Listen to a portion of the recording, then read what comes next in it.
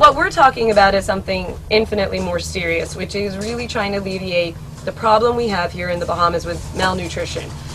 We have people who are malnourished, we have people who are undernourished, we really do span the spectrum here. It's particularly a problem for larger families. I know this is one of the other things that came out of our poverty study, was that essentially the bigger your family, the more likely it is that you are going to be in poverty. Right. There's other issues with the elderly. They have a higher percentage chance of being in poverty as well. And when you are in poverty, as we've talked about, if your choice comes down to whether or not, you know, you've got food or you've got shelter over your head or you can get your prescription drug, these are choices people should not be having to make. These are all essentials for basic life. So, sorry, we're out west, so we have the planes going on overhead, so ignore the fun audio here. I guess I wanted to get into, we've talked a lot about the wonderful things that people are contributing to the organization.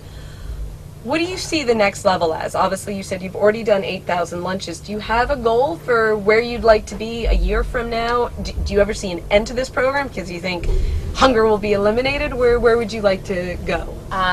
Well, our refrigerated trucks, we have 2 of them. They're scheduled to arrive at the end of October. So on November 1st, we're looking at the actual launch date in terms of full pickups and deliveries taking place. Right. In the meantime, we'll be conducting smaller brokerage programs like the one mentioned earlier. Right. And it's interesting because if hunger didn't exist and if food was directly allocated from the sources where it's sitting there as surplus to places where it's in great demand for, we wouldn't need to exist anyways. Right.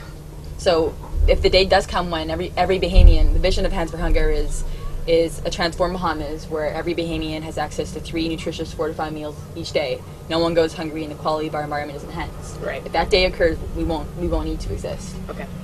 So we're thinking Star Trek-ish, sort of, I mean, 200 years down the line? It's difficult to put obviously a time frame on things, but the whole point and the essence of the program is that there is enough food for everybody to have enough. Right. There's more than enough of it. It's high quality food, and my view is that hunger is a basic need, and there's no reason why anyone should be denied of having that need met. There's enough of it to go around, and I mean, it's not always people that are chronically poor that need hunger aid. It's people can fall on hard times, and if you need a meal, there should be always a place where you can go to receive it. And now this is, I mean, something that we were talking about during the break, but this concept of stigma here in the Bahamas, when I need to, we found this with healthcare. Right. Like there is, and it's not a negative thing. We're not talking about pride getting in the way of what you need, but this is, if you're an elderly man, you've worked hard for the last 45 years of your life, 50 years of your life, you've been working hard, and now, you see the cost of food now. It's insane, but if you feel that you should be able to support yourself and you don't want to have to go into social services and fill out forms and all these things, it becomes a problem. Do you feel that a program like yours actually makes it easier with not having to deal with the bureaucracy of receiving a card that says you qualify for this and then having to go there? Is this an easier way if this is just being distributed in local community churches and that sort of thing to be able to help the problem, or? I think so to some degree. I think that we exist to collect food and then redistribute it to service agencies themselves, so not individuals.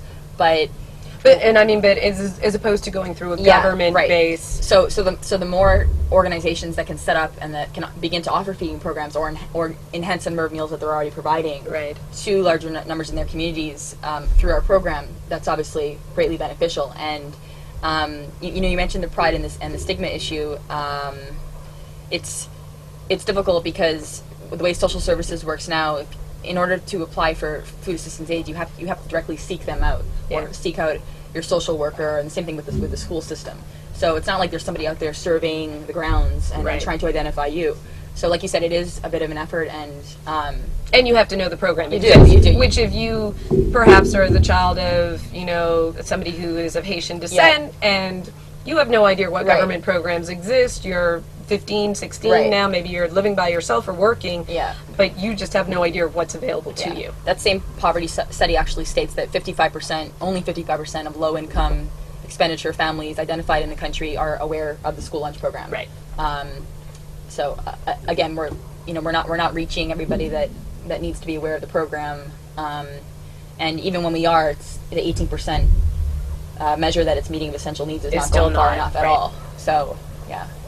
And now, one of the things that you brought up during the break, which I did think was very interesting, that I think sort of gets into this complexity of the psychology associated with it, is that there's this drop between, say, second graders who are involved in the school lunch program and then 12th graders. Right. And I think this is important, and I'd love for you to sort of share those facts again.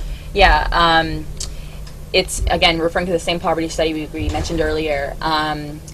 It's found that when children transition from primary school level to high school level, the participation in the National Lunch Program decreases from around 13% to just 5%. Obviously reflecting the stigma that we alluded to earlier with regards to receiving a free lunch or a handout and that kind of thing. And I know that social services is trying to develop a few pilot programs now where the food coupon system is integrated with the normal lunch purchase system. So it's not obvious at the point of contact. And this is, again, one of the things that when I was with National Health Insurance that a lot of research has been done too. One of the good things of everybody having the same card is nobody has to know that you're actually receiving your health care for free, that you are poor and that your contribution is being paid for, because everybody looks the same at this point when they're receiving the service. Right. Yeah. I mean, again, I think it's part of a collective perspective in terms of us having a level of environmental and social responsibility for ourselves and for each other and for the land that we live on. But this program is not taking food out of anybody else's pocket or anyone's pantry or anyone's refrigerator. Right. This is food that it's already in perfectly great condition, just being discarded because that's the way the inventory system is set up. Yes.